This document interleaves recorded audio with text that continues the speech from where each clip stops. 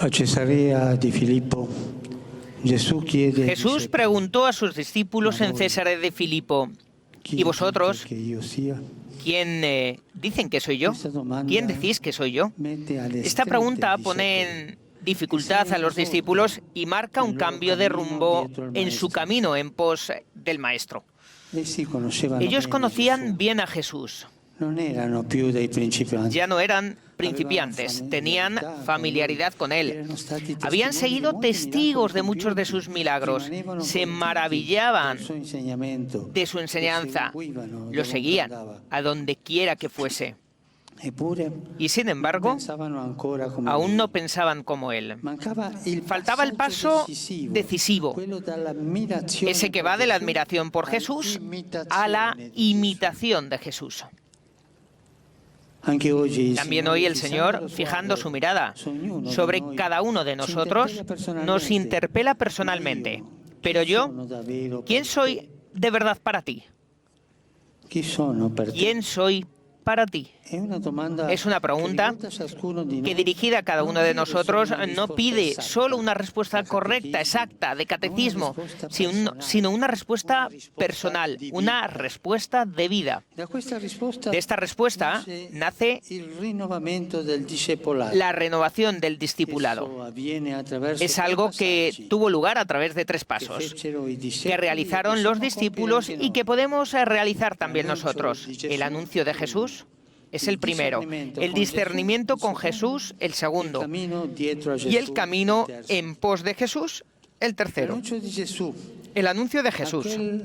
A la pregunta, ¿pero vosotros quién decís que soy yo?, respondió Pedro como representante de todo el grupo: tú eres el Cristo, tú eres el Mesías.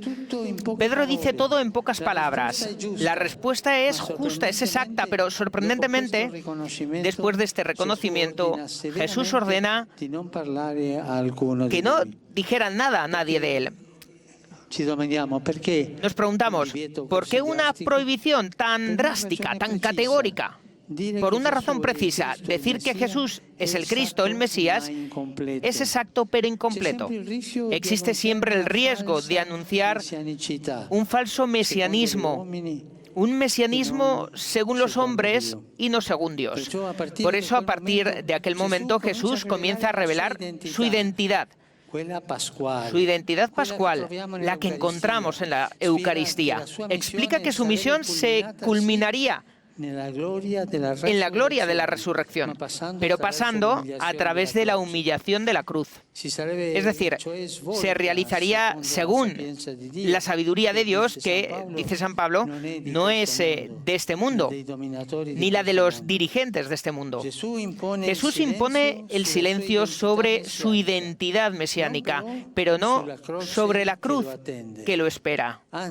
Es más, anota el evangelista, Jesús comienza a enseñar con absoluta claridad que el Hijo del Hombre debía padecer mucho, que sería rechazado por los ancianos, los sumos sacerdotes y los maestros de la ley, que lo matarían, pero que resucitaría a los 3 días.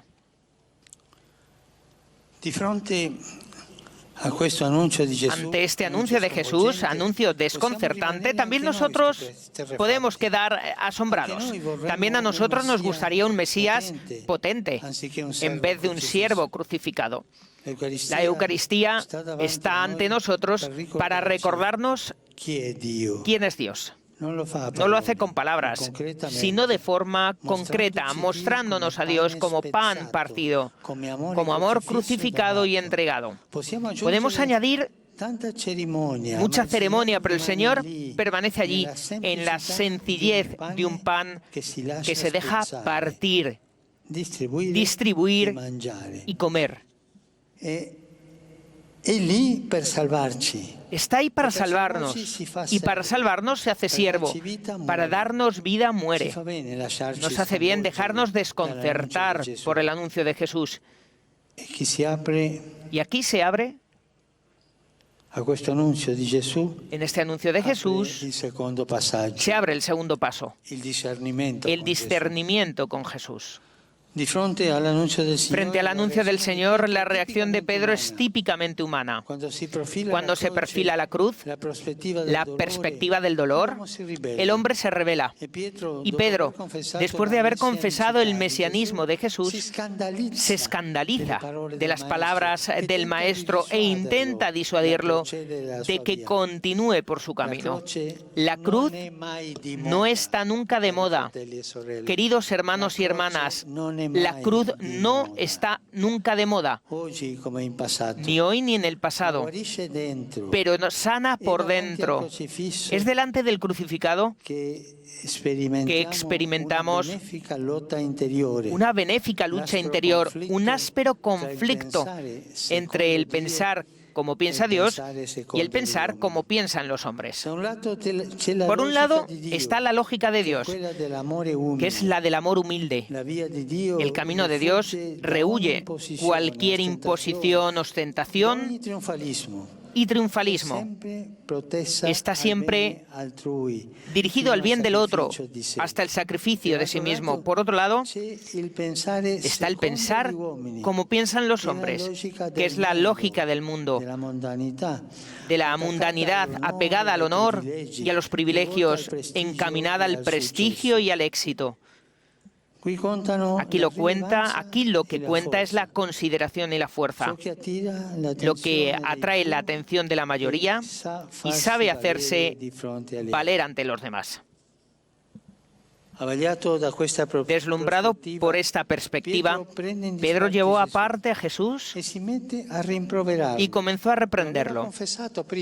Lo había confesado primero, pero ahora lo reprende. Nos puede pasar también a nosotros que llevemos aparte al Señor, que lo pongamos en un rincón del corazón, que continuemos sintiéndonos religiosos y buenos y sigamos adelante por nuestro camino sin dejarnos conquistar por la lógica de Jesús. Y hay una verdad. Él, sin embargo, nos acompaña. Nos acompaña en esta lucha interior, porque desea que, como los apóstoles, elijamos estar de su parte. Está la parte de Dios y está la parte del mundo. La diferencia no está entre el que es religioso y el que no lo es. La diferencia crucial está entre el verdadero Dios y el Dios de nuestro yo. Qué lejos está aquel que reina en silencio sobre la cruz, del falso Dios que quisiéramos que reinase con la fuerza y redujese al silencio a nuestros enemigos. Qué distinto es Cristo, que se propone solo con amor, de los Mesías potentes y triunfadores, adulados por el mundo. Jesús nos sacude, no se conforma con las declaraciones de fe, nos pide purificar nuestra religiosidad ante su cruz, ante la Eucaristía. Nos hace bien estar en adoración ante la Eucaristía para contemplar la fragilidad de Dios. Dediquémosle tiempo a la adoración.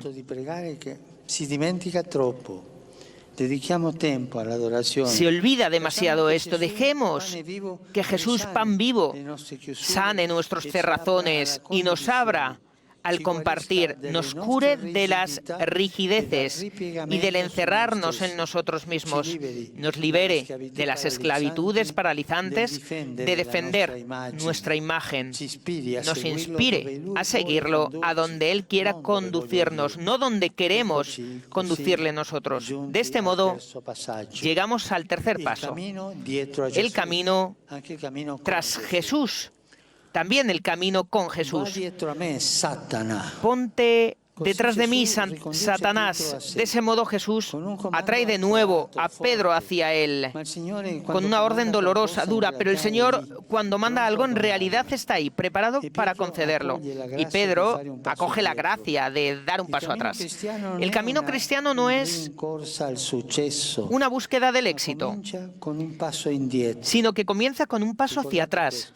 Recordad esto, El camino cristiano comienza comienza con un paso hacia atrás, con un descentramiento liberador, con el quitarse uno del centro de la vida.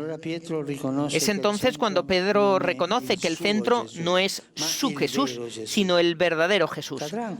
Caerá de nuevo, pero de perdón en perdón reconocerá cada vez mejor el rostro de Jesús y pasará de la admiración estéril por Cristo a la imitación concreta de Cristo. ¿Qué quiere decir caminar en pos de Jesús? Es ir adelante por la vida con su misma confianza, la de ser hijos amados de Dios. Es recorrer el mismo camino del Maestro, que vino a servir y no a ser servido. Caminar detrás de Jesús, en pos de Jesús, es dirigir cada día nuestros pasos al encuentro del hermano. Hacia allí nos lleva la Eucaristía, a sentirnos un solo cuerpo, a partirnos por los demás. Queridos hermanos y hermanas, dejemos que el encuentro con Jesús en la Eucaristía nos transforme, como transformó a los grandes y valientes santos que vosotros veneráis. Pienso en San Esteban y Santa Isabel. Como ellos, no nos contentemos con poco, no nos resignemos a una fe que vive de ritos y de repeticiones. Abrámonos a la novedad escandalosa de Dios crucificado y resucitado, pan partido para dar vida al mundo. Entonces viviremos en la alegría y llevaremos alegría. Este Congreso Eucarístico Internacional es un punto de llegada de un camino, pero hagamos que sea sobre todo un punto de partida, porque el camino en pos de Jesús invita a mirar hacia adelante, a acoger la novedad de la gracia, a hacer revivir cada día dentro de nosotros ese interrogante que, como en Cesarea de Filipo, el Señor dirige a cada uno de nosotros, sus discípulos. ¿Y tú? ¿Quién dices que soy yo?